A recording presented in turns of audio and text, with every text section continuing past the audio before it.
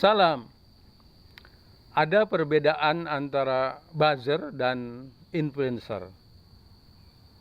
Kalau buzzer atau buzzer ya itu membela membabi buta.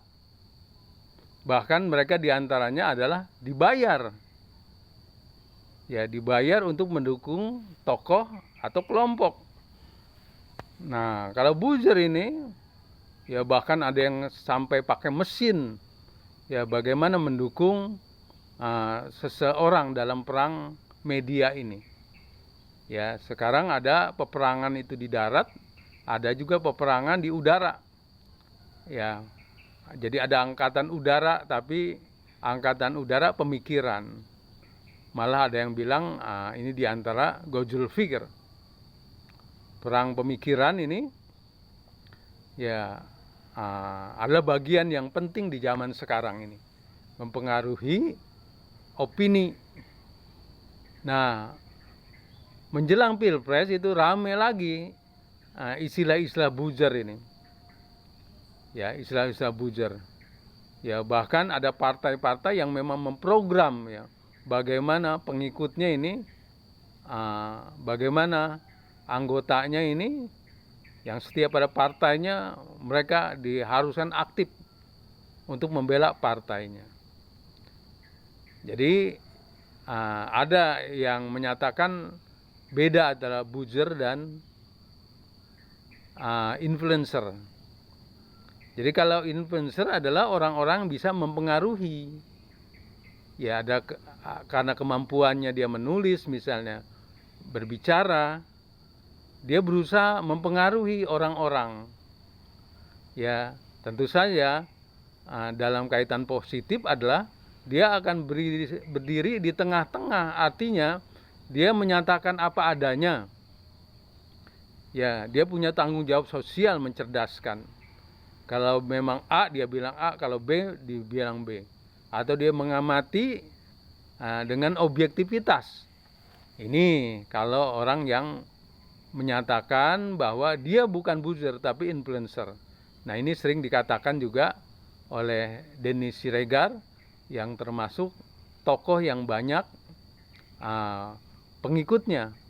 Banyak didengar omongannya setiap hari, banyak yang subscribe YouTube-nya. Nah, dia menyatakan dia tidak buzzer atau buzzer, dia adalah influencer. Nah, Denny Siregar ini adalah orang yang terkenal ya kaitannya dengan pemilu di masa Pilpres 2014, 2019 dan sekarang 2024. 2014, 2019, nah Denny Siregar sebagai pendukung Bapak Jokowi. Dia berusaha ya tulisan-tulisannya mendukung Bapak Jokowi. Maka dia mengulas pemikiran-pemikiran Jokowi maupun program-programnya, dan dia berusaha serang orang-orang yang menyerang Bapak Jokowi. Maka Denny Siregar menyebut dirinya, orang-orang banyak menyebut dirinya itu buzzer Pak Jokowi. Ya, tapi dia mengatakan tidak, dia ada influencer. Ya, artinya dia tidak dibayar oleh Jokowi, dia tidak diarahkan, tapi dia semata-mata ikhlas untuk mendukung Bapak Jokowi, dan dia berusaha ya menangkis serangan-serangan yang dilakukan oleh lawan Jokowi. Nah, Denny Siregar ingin membuktikan dirinya adalah influencer. Karena ketika 2024 ini, beliau berbalik ini. Banyak mengkritik Bapak Jokowi di akhir pemerintahan Jokowi. Karena terkait dengan ide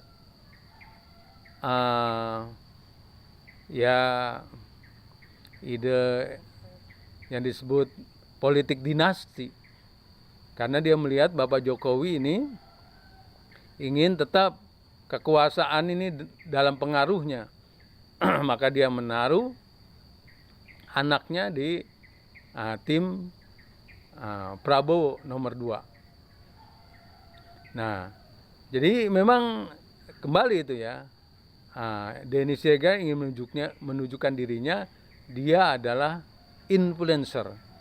Dulu dia mendukung Jokowi, tapi di akhir pemerintahan Jokowi dia banyak mengkritik Bapak Jokowi. Nah, 2024 nampaknya Denny Siregar akan mendukung Ganjar dan Mahfud MD. Dari 3 paslon 01, 02, 03, 03 ini Ganjar dan Mahfud MD dianggap tokoh yang baik, yang rekam jejaknya minim dalam hal korupsi dan kejahatan. Ya, artinya beliau yang dianggap mampu meneruskan ya pemerintahan yang stabil, kuat, ya, dan bisa melanjutkan pembangunan yang sudah dilakukan oleh presiden sebelumnya. Nah ini, jadi kembali ke buzzer dan influencer, ya, jadi memang kita melihat itu, baik dalam bentuk ya WA maupun yang sudah punya kemampuan dia berbicara di medsos melalui YouTube atau Snack atau TikTok, ya, dia menjadi pendukung salah satu paslon, dan memang ada yang mendukung membabi buta, ya, mendukung membabi buta, dibanggakan pasangannya, calon pasangan presiden yang didukungnya, ya, secara membabi buta, seakan-akan tidak ada yang salah, tidak ada yang jelek, tidak akan yang buruk, yang ada adalah kebaikan. Bahkan lebih parah lagi kalau sampai pada tingkat mabuk. Maksudnya tadi tuh, kalau paslonnya tidak didukung, wah Indonesia hancur. Nah ini udah tingkat mabuk ini, buzzer. Tapi kita terima kasih, di dunia medsos ini masih banyak tokoh-tokoh yang memang latar belakangnya intelektual, dia sarjana, dia akademisi, dia juga selebriti, tapi adalah orang-orang yang cerdas. Dia dalam kaitannya pilpres benar-benar, kalaupun dia mengkritik, dia benar-benar mengkritik. Yang diharapkan dalam sistem demokrasi ini, kita tidak membeli kucing dalam karung. Ya, kucing dalam karung itu memang meong-meong, wah kucing nih. Tapi ternyata kucingnya korengan. Nah, kita tidak harapkan begitu dalam sistem demokrasi ini. Ya, karena memang dalam sistem demokrasi banyak politik pencitraan. Ya, semua dipoles seakan-akan tokoh ini baik, benar, bagus, sesuai, pas buat memimpin Indonesia. Tapi lagi-lagi ingat, rekam jejak itu tidak bisa dihilangkan.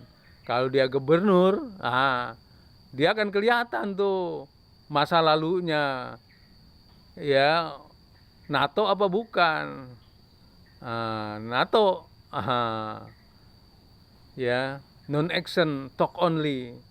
Ya, ngomong doangan gede, tapi tidak ada buktinya. Ya, karena ada memang dari 3 paslonnya yang omongannya tuh wah, mampu menata kata, hebat dalam hal omongan, tapi rekam jejaknya kita sudah bisa ngelihat, ya, banyak ya korengnya itu, banyak korengnya. Juga ada yang ya masa lalunya ya penuh kekejaman, itu tidak bisa dihilangkan rekam jejaknya. Jadi kembali, silakan. Memang dalam demokrasi ini, pilpres ini ada polesan-polesan pencitraan, bahkan ada yang konsepnya playing victim, dimainkan playing victim seolah-olah dia itu teraniaya. Dengan demikian banyak dukungan. Salam.